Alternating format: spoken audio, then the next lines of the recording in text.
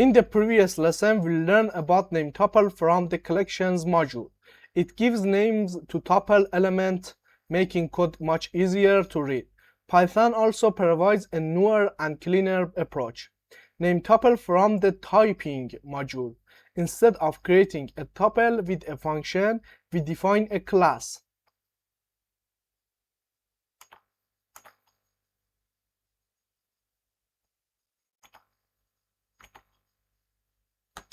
Now, we can create object in different way.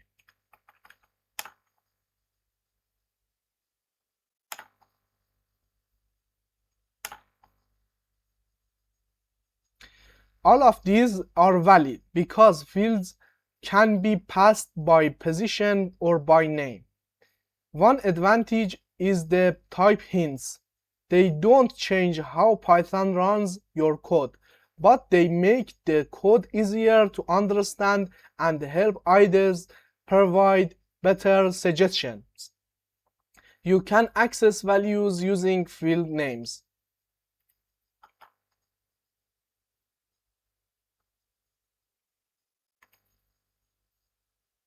Or just like a normal tuple.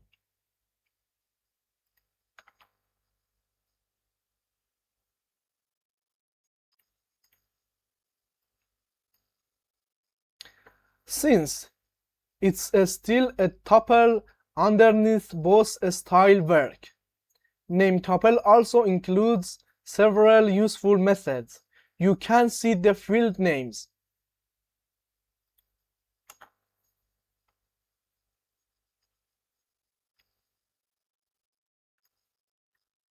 Or create a modified copy.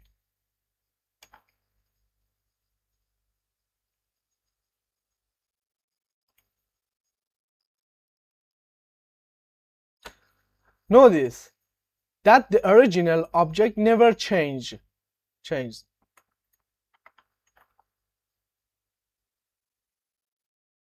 This raises an error because NamedTuple is immutable.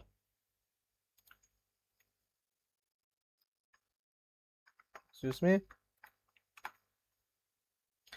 Sometimes you want something that behaves like a structure instead of an immutable tuple. A lightweight option is the ypstruct package. Install it. Okay? Then create a structure like this.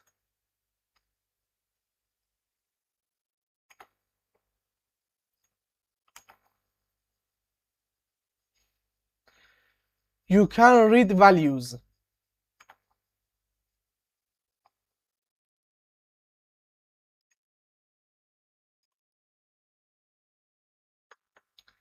And you can also modify them.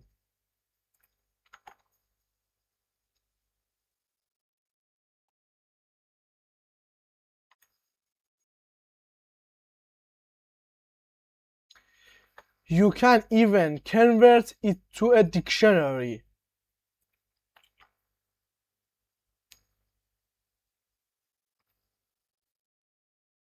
A useful trick is creating a template object.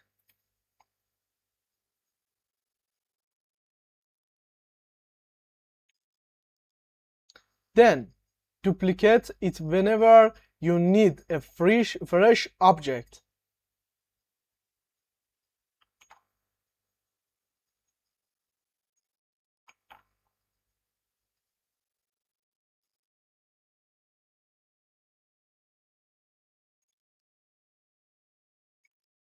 Okay? Each element is an independent object, so change one won't affect the others. Summary. NamedTuple is the classic approach. NamedTuple is cleaner and supports type hints. Both are immutable. If you need mutable structures without writing a full class, libraries like ypstruct can be a convenient alternative. Subscribe for more Python tips.